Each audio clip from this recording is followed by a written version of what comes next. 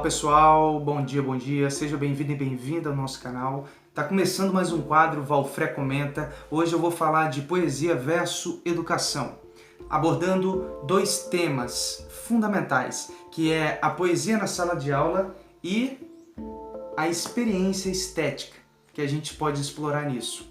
Bom, começando o entendimento da poesia na sala de aula. Quando a gente fala em poesia, a gente fala em poema, né? Mas não só em poema.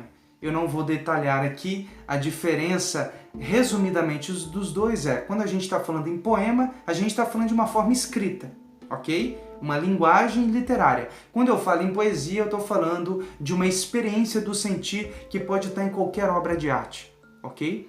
Beleza. Seguindo assim, tendo a visão que a poesia ela é conectada dentro da educação ao poema, uma forma literária, ele é aplicado ao ensino através do ensino da língua portuguesa. Na maioria dos casos, é quase que unânime esse ensino do poema dentro da língua portuguesa devido à sua própria organização gramatical dentro da linguagem ensinada. Bom, qual é a questão que nós temos aí? Muitas das vezes esse ensino ele fica preso apenas no conteúdo e não é explorado esteticamente. Ou seja, a gente fica preso ao poema em como ensinar e em que o aluno entenda, né, a forma literária, gramatical que está sendo abordada ali naquele texto. Porém, quando a gente faz isso na hora de ensinar, nós estamos perdendo uma grande oportunidade de trazer o aluno para o universo do lúdico, para o universo do encantamento, né? Então a poesia na sala de aula, ela não deve se restringir apenas ao conteúdo, mas sim também explorar a experiência estética nisso, né? Então, por que essa abordagem? Durante a minha formação no TCC de graduação em licenciatura em artes cênicas, eu pesquisei a poesia na sala de aula e também em outros contextos. E um dos autores que eu utilizei foi o Helder Pinheiro. O Helder Pinheiro tem um livro, Poesia na Sala de Aula. Está aqui na descrição do vídeo para quem tiver interesse as referências.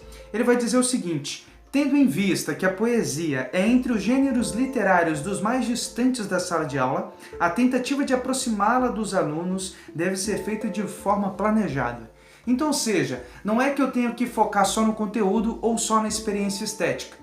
Eu tenho que andar com os dois conjuntamente, ok? Então, para que a gente consiga isso na hora da prática dentro da sala de aula, deve, é claro, haver esse planejamento pedagógico para que você consiga executar da melhor maneira. Claro que a gente sabe dos improvisos que acontece ali, mas mesmo assim o planejamento ele é fundamental.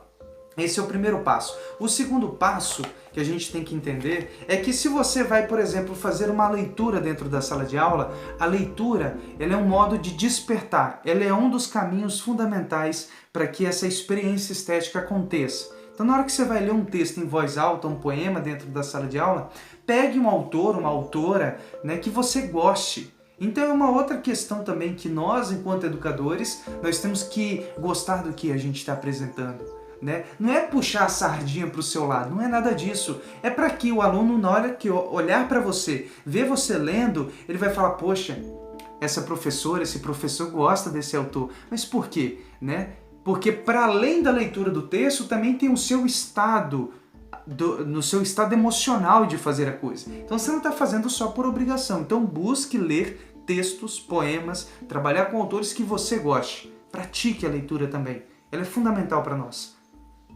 Então, o próprio Helder Pinheiro vai abordar isso de vários modos no seu texto. E por que ele vai falar dessa questão da leitura em voz alta? Ele é uma ponte, é um caminho para isso. Porque é um jogo entre o aluno e o educador, né? É um jogo de sedução. E é esse jogo de sedução que desperta a experiência estética.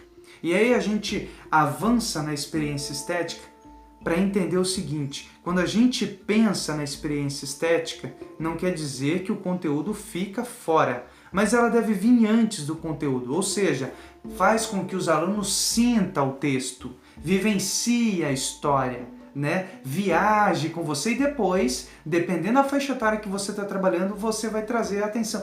Bom, pessoal, qual é a figura de linguagem aqui desse texto? Qual é a forma gramatical que está sendo trabalhada? Aí que entra, assim, essa conscientização, essa construção do saber em torno da linguagem daquele autor, daquela autora.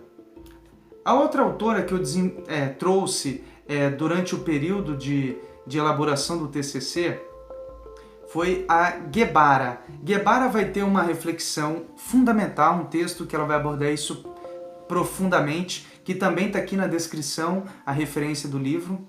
Ela diz: essa categorização permite que se entenda por que, em grande parte, a leitura de poesia na escola não chega a ser estética, apresentando-se como uma busca de conteúdo, que é o que eu estava colocando. Às vezes a gente foca só no conteúdo e perde de fazer uma experiência estética com o texto, com a história, com o poema. Então é fundamental esse olhar sensível, vivenciar primeiro. Não há como chegar ao poema se a atividade exercida pelo leitor não for estética. Essa frase ela é fundamental. Ela é fundamental. Porque se eu fico preso no conteúdo, eu estou lendo isso daqui porque o aluno tem que entender aquilo, assim, e você esquece propriamente do que o texto está abordando. Você não elabora uma abordagem com esse texto para trazer o estudante, o aluno para dentro daquela história. É preciso seduzir, é preciso encantar, é preciso fazer isso. E, gente, trabalhar com poema, com literatura, a gente sabe que isso é muito fácil, de certo modo. Se você gosta de fazer, vai ser muito prazeroso. Então é importante a gente ter esse olhar sensível para a coisa.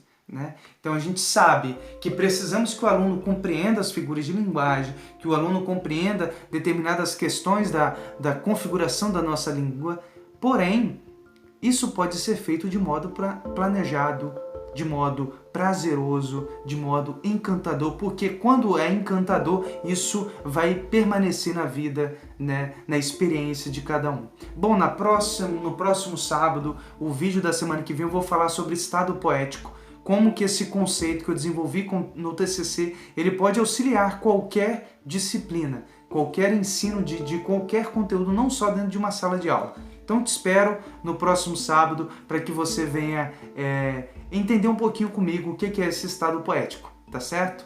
Um forte abraço e até lá! Olá, espera aí só um minutinho. Olha, se você é novo por aqui, se inscreva no nosso canal, compartilhe o conteúdo, ative as notificações, porque a gente atualmente está com 3 quadros, isso mesmo, vídeos novos sempre segundas, quintas e sábados às 11 horas. E se você quiser contribuir com o nosso trabalho, é só fazer um Pix na direção da poesia@gmail.com. Um forte abraço!